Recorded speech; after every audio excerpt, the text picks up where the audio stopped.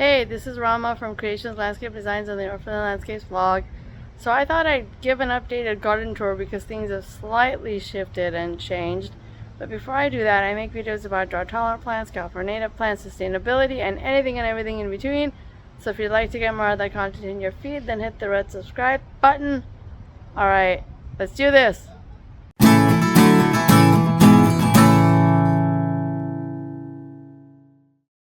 Okay, so for those that don't know, I live in a 424 square foot condo in Orange County, California.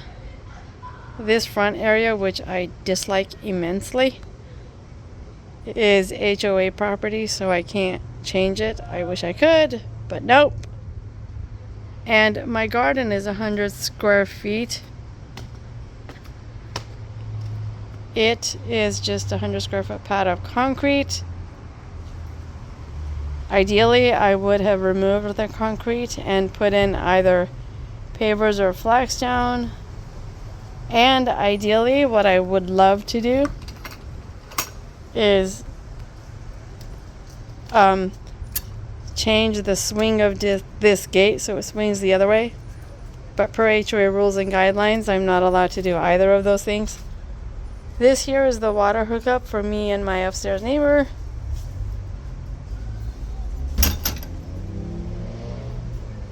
And this gate does swing all the way open, which would have been nice if it could open from here, swinging this way.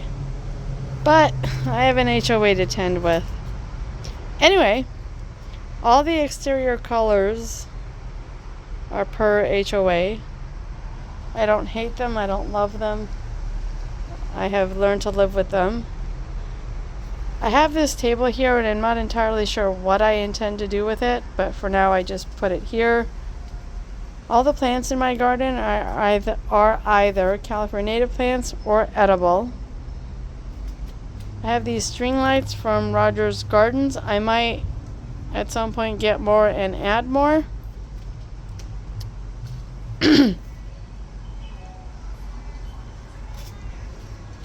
I got this rug off of Facebook Marketplace, as I did many years ago this, which was inside, that I'm now using outside as a gardening bench. Comes in handy. So in this pot I have Baja Bush Snapdragon, Siskiyou Blue Fescue, and a Ceanothus I can't recall the name of. Rosemary down here. Mint that's in bloom. I don't know that I've ever seen a mint in bloom, but here we go. I have another Siskiyou Blue Fescue, Baja Bush Snapdragon, Dudleyas, California Woodland Strawberry that oddly enough isn't dead but hasn't produced any strawberries, and a short version of Cleveland Sage. Again, can't recall the variety. There's a Dudleya. Actually, this is an indoor plant. I tried to repot it in here and it just didn't work, so I need to figure out an alternative. But I also need to get more potting soil. So in this pot, I have thyme, oregano, and chives. And I don't know if I'm supposed to let the oregano go to bloom. Come on, focus. But anyway, the blooms are white, if you can't tell. I have parsley in here. I actually need to come and thin this out at some point. And I do need to put another one here. More Baja Bush Snapdragon. And more of the same. I tried to keep to a minimal palette in terms of species and just more of the species that I do have. This is an African mask because this pot used to be indoors and somehow it's just all of a sudden growing. I'm not mad about it and I'm just gonna let it be and see what happens. This was an indoor pot that broke. I might put a Dudley in here. And then this here is Monardea viosa coyote mint.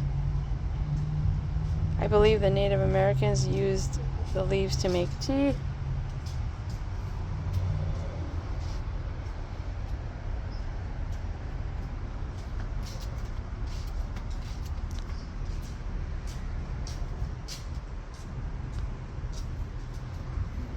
I used to have a bench here that I had bought off of Facebook thinking I would lounge in it, and I never did. So this, which I was using as a dining table inside, is now just sitting comfortably outside. So yeah, this is the current state of my garden. One thing I want to add eventually is here I want to add a narrow raised garden bed, and by raised I mean where the top of it would come to about here, so I don't have to bend over, and it would be about, maybe the width would come to about here. I haven't found one inexpensively that I like, so I might bribe a contractor friend of mine to help me build one. Maybe. We'll see. Because I want to be able to grow like tomatoes and other edibles and whatnot. So yeah, this is what the garden is looking like, and a peek kind of inside. That's basil. That's been growing nicely. I can't grow basil outdoors because snails and whatnot will eat them, but right there by the window they're doing fine.